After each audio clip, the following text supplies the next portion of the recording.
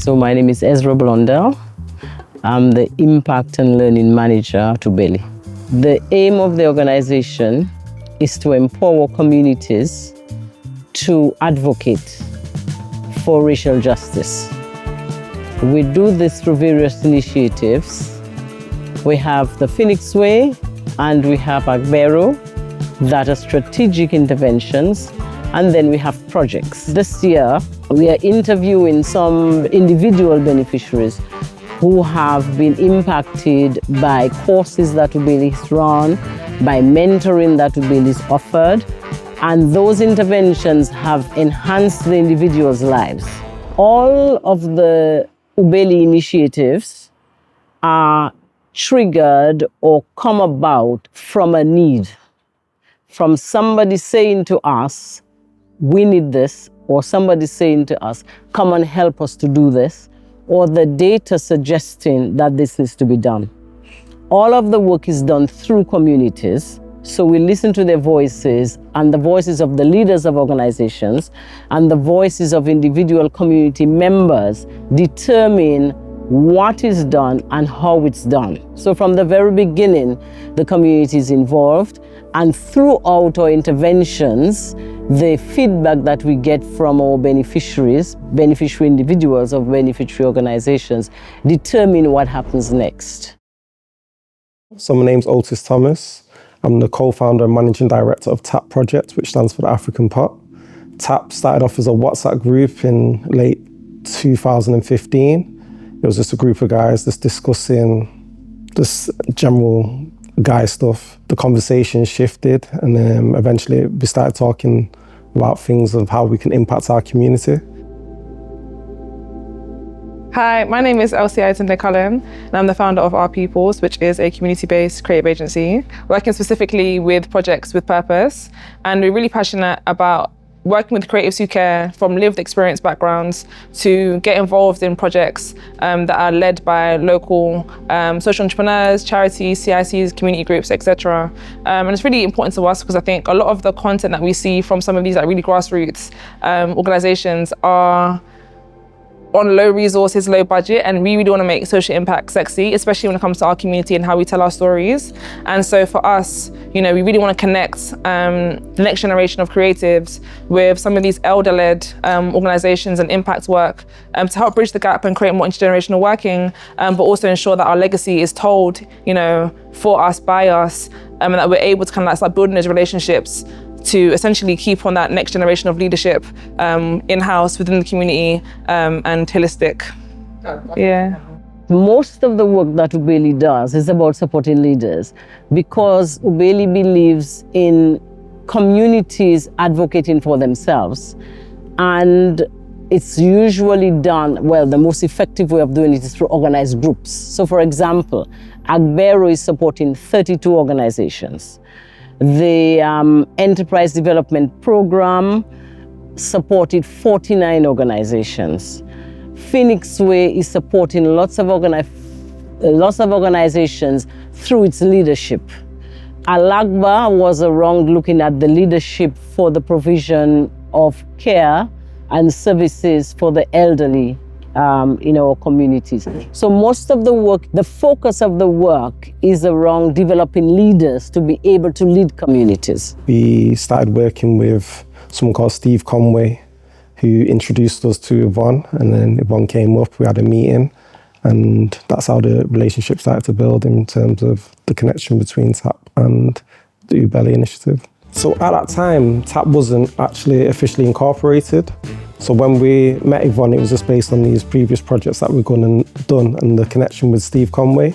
And it was at that point we decided to take things a bit more serious. So there's a project that Ubele was doing, a place called Home, where they was rounding up the different community black-owned assets. And there was some surplus funds from that project, and we delivered a series of events called Sunday Solutions, where each month we had a different theme for different events. And at that point, that's when we started to have conversations about capital coming into the organisation. So we actually registered as TAP Projects, and that was where things became a lot more serious. So one of my favourite Erasmus projects was Blacks in Europe in Amsterdam. I thought it was very educational, and insightful in terms of the information that we gained. And also, it was just one of my favourite destinations to go and visit. The tour that we've done around the city in terms of someone showing us different things that the Moors had built, and the trip to the museum. It was just, it was a great trip, and it was fun with the people that was also participating in the programme, and it was a memorable experience. So before the organizations had an infrastructure, Ubele would help them to apply for a grant and then help them to manage the grant through its finance department so that they would focus on the delivery. And through the interaction, they would gain the skills of the sort of organizational structure skills to be able to set up the organizations. And these two organizations are now independent entities. Ubele helped them incubate, and they now have wings. Yvonne Witter gave me the first opportunity to go with Ubele on an Erasmus project to YoFest, which I think was being held in Geneva at the time.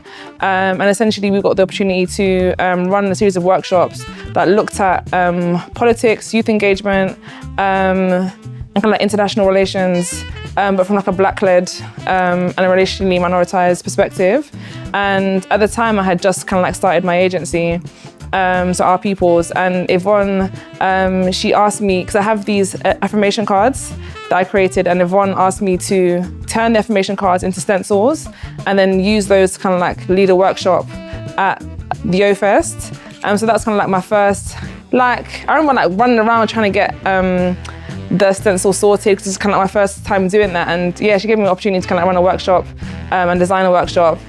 So I think having the opportunities from Yvonne and Ubele, I mean, I think that was probably one of the early experiences that I had, you know, traveling overseas to work on this kind of like work, kind of like justice, social justice, racial justice type of work. And, you know, after that point, they introduced me to business incubator projects that, you know, really helped me in terms of like thinking about business and, you know, doing my business plan and stuff like that.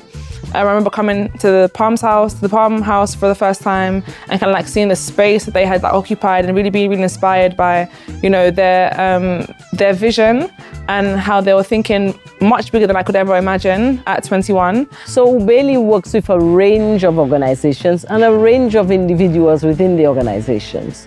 Now, as an organization that works with Black and racially minoritized communities, particularly people of African descent, we've gone through years of trauma. And as a result of the trauma, there are things that cause a lot of pain, and that is reflected in behavior, in expectations. So, Ubele doesn't take that for granted. Many organizations do. You turn up and you expect it to perform, and you expect it to answer, and you expect it to get on with it. Ubele understands the lived experiences of Black and racially minoritized communities. So one of the things it is attentive to, or it is sensitive to, or it intends to be sensitive to, is what we come to the workplace with, or what we come to the organizations with, or what we come to the change that we want to make in the world with. So one of the projects that stood out to me was Black to the Future 2. As the project, we got to travel to different countries and look at best practice of youth work. And off the back of that, we created a Black Youth Worker Network group, which still runs today, which has about 60 Black youth workers. And the way how we integrated this into the community was, there was a tragic event in Manchester where 2 people lost their life. And we held a community consultation with the young people and asked them what they would like to do. Off the back of that, we took them out of the area to do some activities such as quad biking and archery and things. And that was off the back of the network. Someone who, based on their role within the council, had some surplus funds. They was able to fund this initiative. And then off the back of this project being a pilot, we then started working with Patagonia, who provided us with funds to take the young people on different activities. So we created a project called Tap Active Youth. And we took the young people on different activities like hiking in partnership with Black Girls Hike, mountain biking, indoor rock climbing, snowboarding, etc. And that was our first partnership with a large corporation as part of their corporate social responsibility. So it assisted in the organisation's growth. So creativity and I think culture has always been a running thread in my work and something I'm deeply passionate about sharing. Ubele essentially was one of my first clients, I think, to produce a piece of work or produce a workshop that looked at how creativity can be used to inspire how people think about stuff and ask people to reflect on their own well-being or how they view things and allow them to engage with ideas, but through creative tangible means. And so even years after that, when I first came to the Palm House, I remember being so inspired by the space and the beauty of the garden that I created a audio-visual documentary which was created to act as a therapeutic offering for those that are experiencing insomnia. And so I worked with a sound designer and shot it on my iPhone, kind of a slow-mo kind of video. But yeah, essentially exploring the links between video and audio therapies to help those with insomnia. So I think even that being shot here, at the Palm House Walls Lane Centre, I think there's always been that space and opportunity. And even recently, where I turned those same symbols from many, many years ago into affirmation cards, Ubele, purchased loads of them for their community development workers as a tool to use in their reflective practices. So I think Ubele has just been, so willing to invest in grassroots ideas, but yeah, essentially giving space for my ideas and the things that I'm creating to live and have breath and move.